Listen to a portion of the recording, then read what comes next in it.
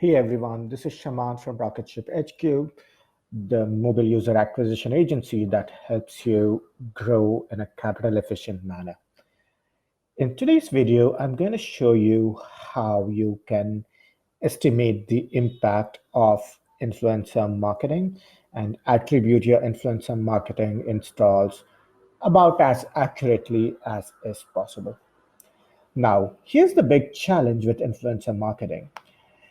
An influencer can put up a post featuring your product or app, and you can put in an attribution link.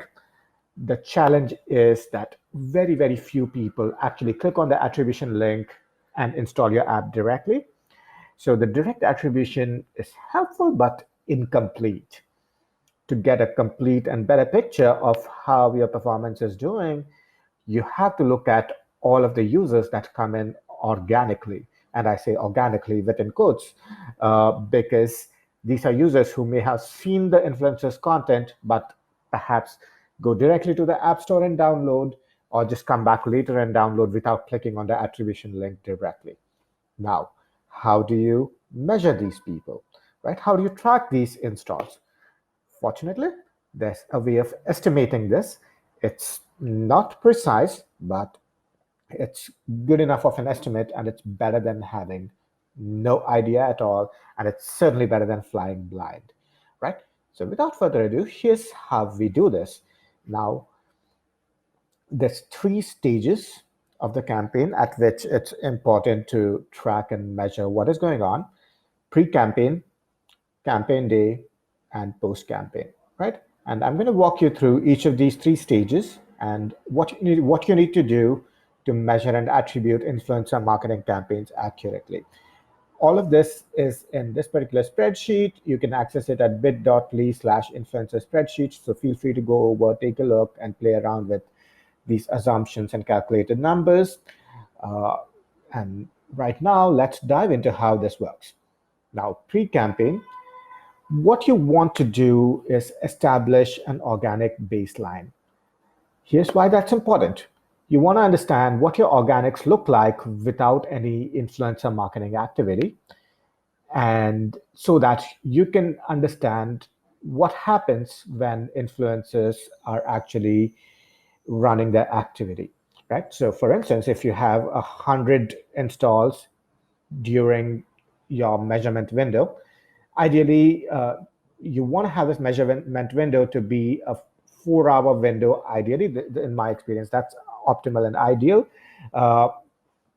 because most of the installs from influencers happen within 4 hours after they're going live, which means, and you also want to be accounting for the day of the week, because that can have significant variations on when it comes to organic baselines and influencer marketing lift, right? So for instance, let's assume your influencer is supposed to go live on the 27th of October, 2018 at 7 p.m. UTC.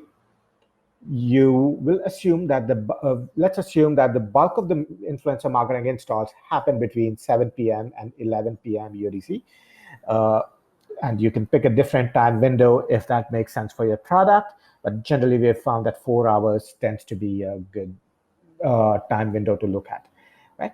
So you say, look, what is our organic baseline? I like to take 4 preceding Saturdays and take the average of organics from 7 p.m. to 11 p.m.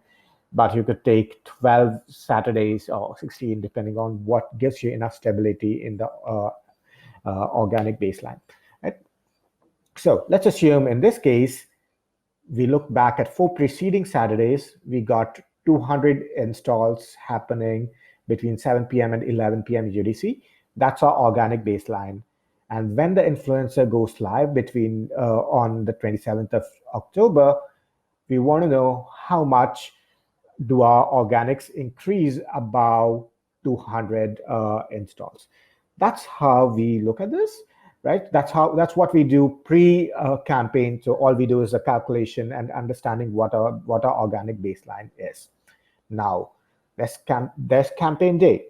What do we do on campaign day? The influencer goes live as planned at 7 p.m. UTC. You measure direct installs. You give the influencer an attribution link, have them measure how many users are coming from the direct installs from this attribution link, which is straightforward. In this case, let's assume 150 installs come in between 7 p.m. and 11 p.m., right? And you also want to understand your total organic installs that come in between 7 p.m. and 11 p.m., 4 hours after the influencer goes live.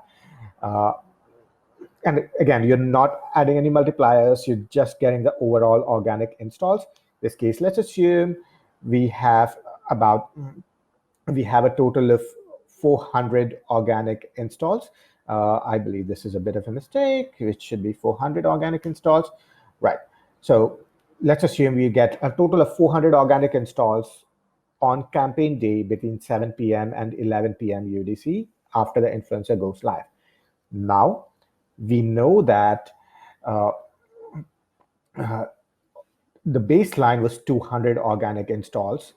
We were getting 200 organic installs on Saturdays between 7 p.m. and 11 p.m. UTC, but on this particular Saturday when the influencer went live, we got 400. Therefore, we have about 200 incremental organics, right? That's our organic lift. This is what you see here, calculated as O minus B.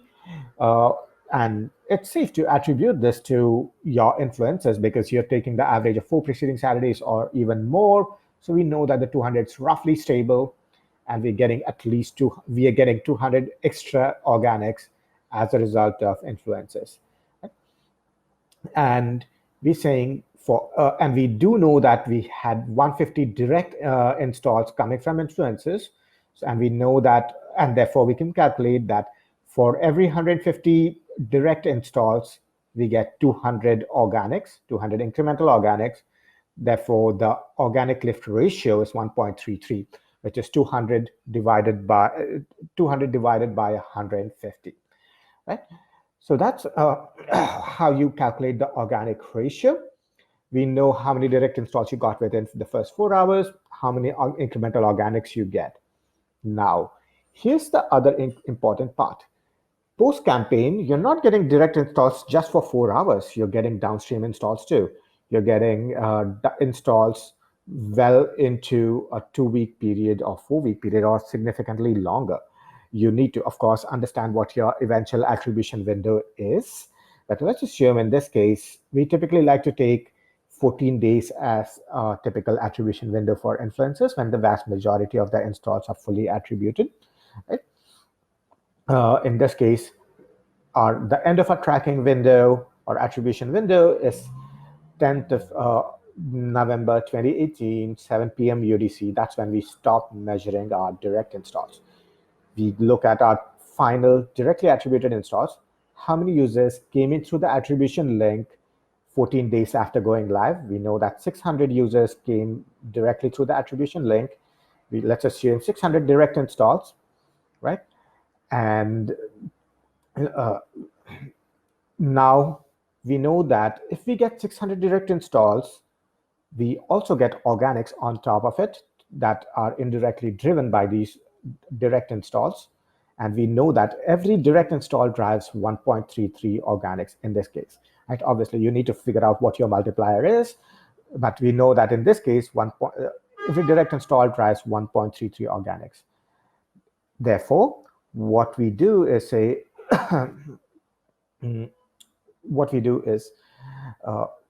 we calculate the organic lift that happens as a result of direct installs.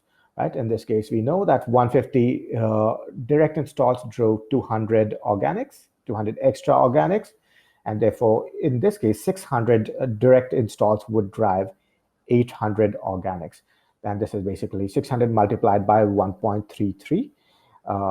And we're saying that 800 organics or 600 multiplied by 1.33 within 14 days after the campaign goes live. And now, of course, we need to get our total organics, our total installs, which would be directly attributed installs plus organic installs that came as a result of the directly attributed installs. That would be the sum of this and rows 19 and 21. That would be 600 plus 800, which is 1400 installs in this case. This would be a total attributed installs. This would be direct installs over a 14-day period plus estimated organics over a 14-day period. That would be your total attributed installs, right? And as you'll realize, your direct attributed installs are just 600, but your total attributed installs are significantly higher, just because organics play such a huge part in measuring influencer campaigns. Well, I hope this provided some insight into the best way to estimate the impact of influencer marketing campaigns in the absence of full attribution. For further tips, pointers, and strategies from the world of mobile user acquisition, please check out rocketshiphq.com or subscribe to our YouTube channel right here. I will link to the spreadsheet within this YouTube video, so please feel free to check that out just as well. Thank you, and I will see you around in our next video.